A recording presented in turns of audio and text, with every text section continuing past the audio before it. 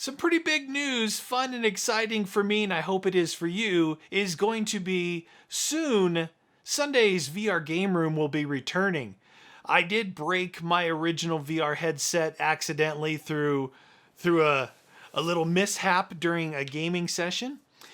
So I was out I had no VR headset. Saved some money, and through some helpful donations during live streams over the last, say, 2 months, was able to save up enough money to order the new Valve Index VR headset. So it's a brand new one. It's supposed to be pretty good. It's supposed to be right up there with like the Rift S or the newest Rift, Oculus Rift. It's also set up for the PC rather than the PlayStation 4. So it should be interesting seeing the different dynamic between VR console versus VR PC.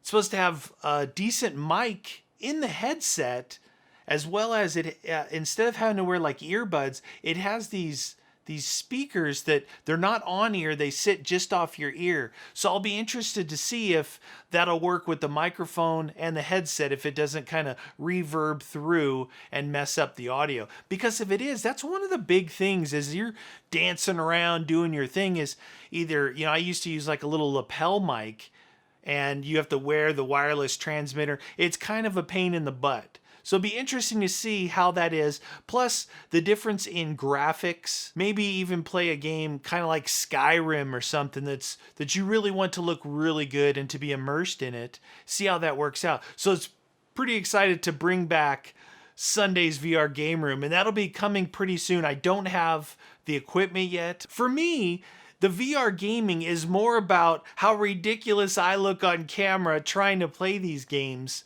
but also at the same time showing the game. It's a really cool dynamic. I enjoy it. So some of the other news we got going. So I finally finished the Metro series. I just finished Metro Last Light, or I'm finishing it this week as posting this video. So Metro Last Light will be finished. That means I started with the third one, which is Metro Exodus, and then I went to Metro 2033, which is the first one, and then Last Light. Of course, I play them in reverse order. It's what I do. I've done that a lot on some different older series like that. So that was a great series. There's playlists for all of those.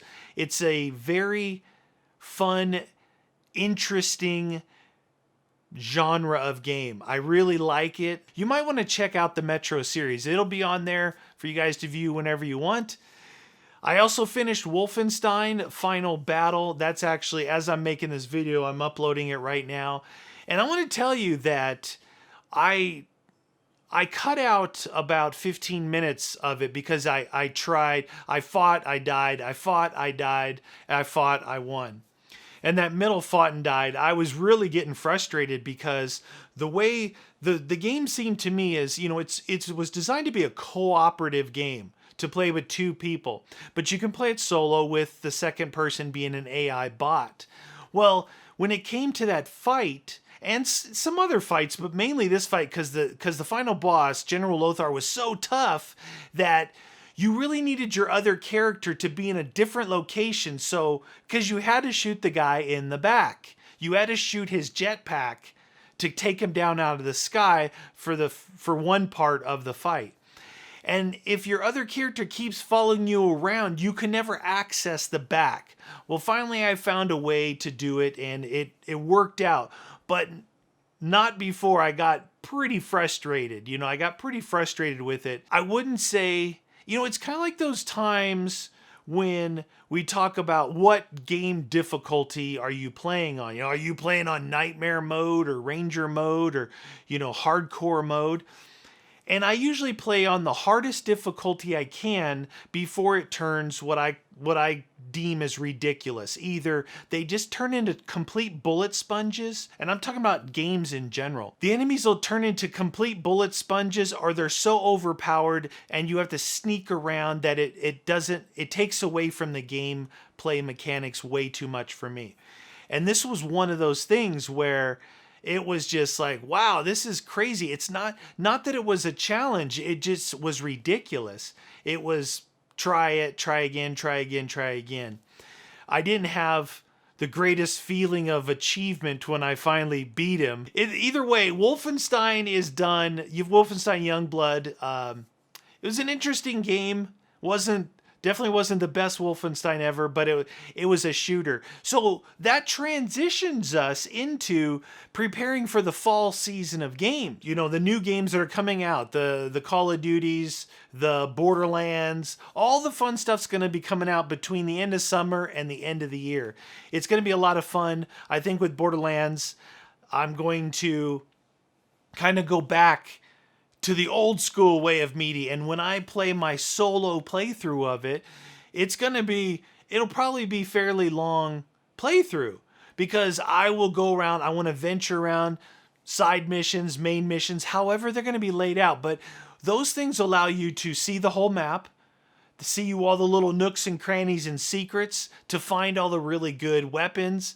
And it seems like it's going to be a lot of fun. So I'm excited about kind of going back to not just racing through the game and just playing it the way I want to play it and the way I've always enjoyed playing these games. The last DLC was released for Assassin's Creed Odyssey, and it takes you into Atlantis. I think it's called The Fate of Atlantis. And from what I could see from the screenshots, it looks like the world is going to look a lot different. Whether we're underwater or the area of Atlantis is going to look completely different than the world, the island hopping that Odyssey did. So I'm going to give that a try as a playthrough to play through that DLC. And that'll probably put the final stamp on Odyssey, which, you know, really, as you look back as a whole, Odyssey was pretty cool. You know, the game itself was good. That DLC that they dropped, the first one that they dropped in kind of in segments. And because they did that, I lost interest, right? If you play a big AAA title that might take 20, 30 hours to get through, depending on how much of the game you play, well, 6 months later, that type of single player game, I'm not really excited about something like that, especially since I didn't get a good grasp on it, that it was basically a whole new storyline, which is what this third DLC is, or the Fate of Atlantis DLC is going to be. It's a new storyline, a new arc, because you finish the game, then here comes these people from Persia, and here's a new story arc. You know, Alexios gets married, has a baby, his wife gets killed. I played all that, but I didn't end up posting all that. Now I'm going to try this third one because I think it should be interesting. But that'll put like I said, a good solid ending on that. But this is one other thing I wanted to talk about, and I don't really like that roadmap style of releases for single player games. I'm not wanting to revisit this 6 months later. Now, if it was a couple of months later where maybe I'm just finishing up. See, if you're like me and you take a while to play through these games, you don't race through them in the first weekend of release and you're done with it. I might take a month or two based off of uploading videos to finish the game, because I only play it once or twice a week.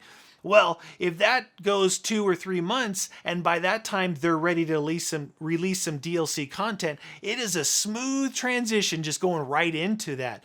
But if there's this big gap of 3 months and I've already taken the time and finished the game, I'm not really interested in it at that point. I think other people lose interest in it as well, because you title it the same, Assassin's Creed Odyssey, The Fate of Atlantis. We're like, wait, Assassin's Creed Odyssey, you played that last year. It's like, yeah, exactly.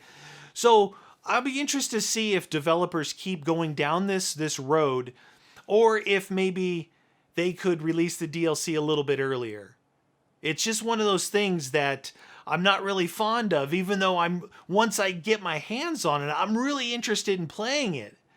So, I don't know, it's one of those weird things that, maybe it just affects me. Like I said, there's a lot of things that affect me that don't affect others, because I'm a weird cat. But that's okay, I enjoy it.